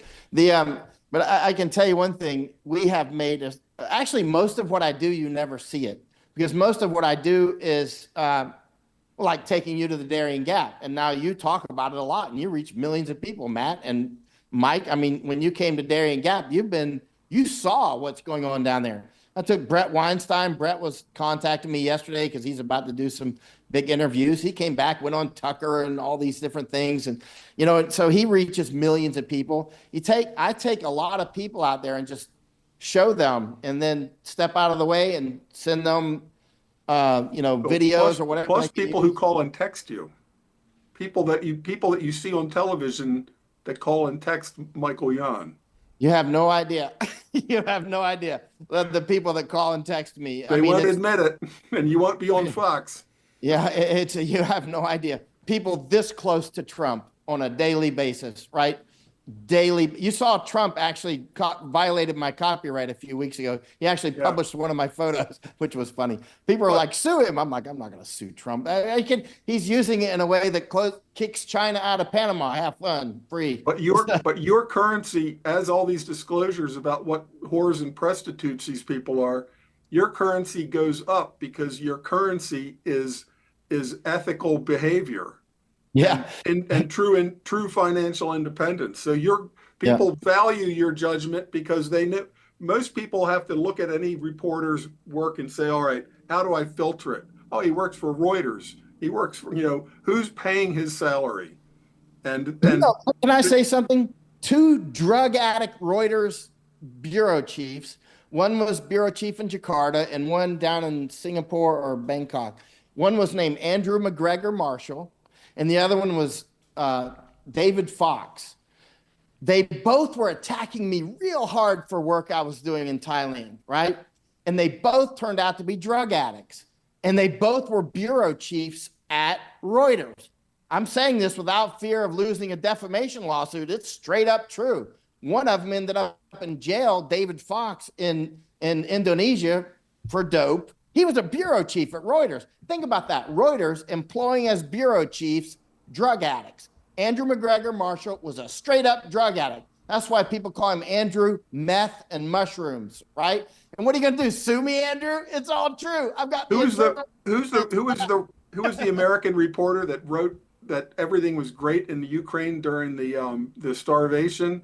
What was his name? That was New York Times. Yeah, won the Pulitzer Prize. But he was a decadent, drunk addict, whoremonger in Moscow. So he was super easy to control because whatever they called the KGB then just had to feed him, vodka, drugs, and girls, and he'd write anything that they told him. It would flow right out of his pen, right? Right. Because when they're on the intoxicants, it hijacks their prefrontal cortex. You don't have to capture that guy, just like you don't have to capture the entire airplane. You just have to capture the pilot seat, and the pilot seat is your prefrontal cortex. And when you get them on these drugs like marijuana or alcohol or whatever prescription drugs, you got them, man. The grease of psychological operation is intoxicants, right? And it's been like that since. Oh man, I gotta go. I gotta go on a interview. Oh. All right, guys. Well, I'll talk to you later. Support the 2 mics. Matt, yes, Matt, where do people find you real quick? Michael, go ahead and jump off. Good to see you.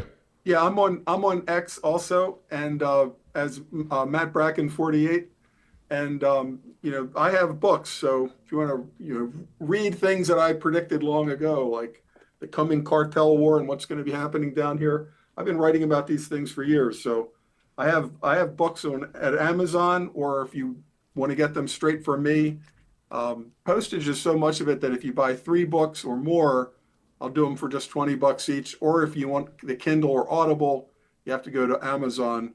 But Matt Smith at the end of his talk yesterday, he said everybody should pitch some shekels in Mike Ferris's way, because you're becoming one of the leading podcasts doing it full time now, right? Yeah, well, this is your day and night job. This is, yeah. Well, it's it's for people like you and Michael and Matt Smith that keep coming on and sharing your wisdom. That's helping me continue to grow this. So yeah, I appreciate that. And it's in my show notes: Venmo, I have Zelle, PayPal, Cash App, Buy Me a Coffee, and then if people want to do monthly, Substack, Locals, Patreon. I think I got everything. Yeah. Yeah, and please, everybody, give a good, careful listen to Matt Smith's interview yesterday. That went into so many in depth that you just don't hear. Even if you can watch business shows all day long, and you don't get the penetrating ideas of what's over the horizon that nobody's talking about yet. Nobody's talking about that right now. I mean, no. Soon they will be.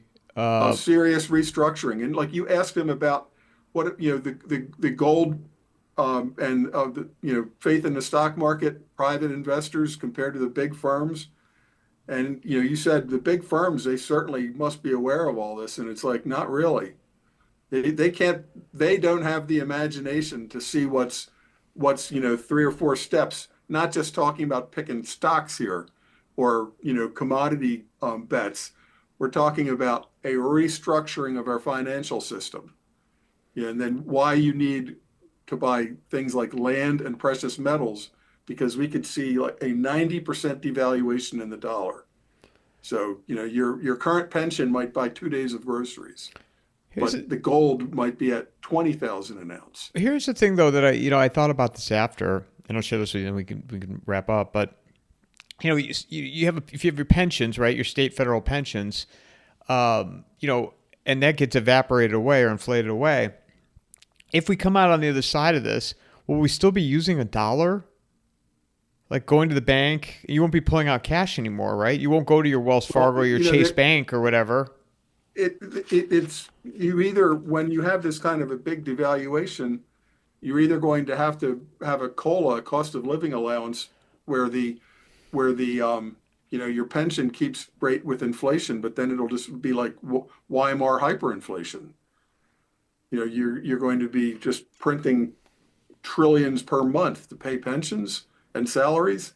So I think we're going to have to go through some kind of a really hard reset. And the only parallel or even something comparable would be the end of the Soviet Union. Communism collapses, but there's not a new system yet. Until Putin came in and created a new financial system, marrying Russia into the global capitalist economy. I don't think that we can get out of our debt problem without leading into that social collapse that we talk about. Unless the sovereign wealth fund that Matt was talking about, Matt Smith was talking about, I keep referencing which Matt Smith was talking about yesterday too. And I watched, he had, I don't think I sent it to you, timestamp Howard Lutnick's interview last year talking about the sovereign wealth fund and that Alaskan. I need to understand that better. The Alaskan, I forgot the name of it, the oil, if it's part of Alaska where if they drill, it would provide oil for all of our allies that have Anwar, like another Saudi Arabia that's just tied up and waiting. And then, I'm not sure if it's exactly a sovereign wealth fund, but countries like Chile, when they came out of their socialist experiment, they brought in like Chicago school economists, Milton Friedman, people like that. They're like, basically, how did we run a country that isn't like a banana republic? And one of the things they did, I think that they did create a fund like what you're describing, a sovereign wealth fund, where it actually has value. So the pensions are actually paid out of something that has value, not just basically printing Social Security checks out of nothing. So, but I definitely need to educate myself. I'm certainly no expert on that. And he was talking about TikTok. They were talking about I think Trump mentioned they were talking about putting TikTok in there. Well, that's Trump. He's saying, why should you just come into our country and make billions, give us half, or we just say you can't come in. Yeah. But that's Trump. I like Michael Yon's description of like the, hydra-headed Trump. Over here is the good Trump, the bad Trump. He's certainly larger than life. And it was amazing to see Musk with Trump quietly sitting at the desk, while Musk is like throwing all these, bombshells all over the place with his kid sitting on his shoulders, playing with his hair and sticking. I mean, Musk is absolutely a autistic genius. That if they don't, their social, they just would, if you asked Musk, it's not proper to have a child in this interview right now, he would say, why? Yeah. That wouldn't make sense to him and he wouldn't do it. That's why he's such an out of the box thinker. It's like, why can't we make much bigger rockets than NASA? He had his baseball hat on in the White House yesterday, his jacket. Right. Yeah. Have you seen a picture of Musk's the development of the Merlin rocket? How it's gotten smaller and sleeker. It's got like half the parts that it used to have, because they've just figured out much more efficient, design features where you don't need all the plumbing. You're using some other geometry instead of a lot of plumbing, But yeah, Musk is absolutely a genius. I'm worried though that like Michael Yon was talking about, oh, they'll figure out a way to try to make him the president. If there was going to be an antichrist, he's not going to come in like with a bullwhip, shooting people. He's going to be popular. So somebody that's like the Mr. Neuralink that's going to put a chip in all our brains or a chip in the elite's brains to make them superhumans, to do something totally evil like that, you'd have to first be super wealthy and powerful.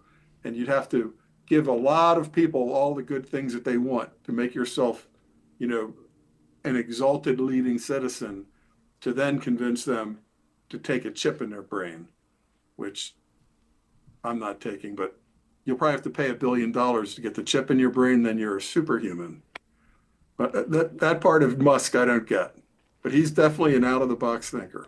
Well, time will tell where this all goes, which, again, I always say this, it provides opportunity to have a lot of conversations because this isn't slowing down. So no, it's accelerating, if anything.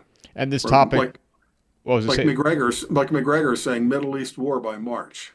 Yeah, it's halfway through February. Well, we're what Matt Smith said yesterday too. I mean, that's not going away, and it's going to, as we get closer to this, proposed timeline, there's just going to be a lot happening. Very fast. So, yeah. Matt, as always, talk about every day. Thank you. Thank you. Mic drop.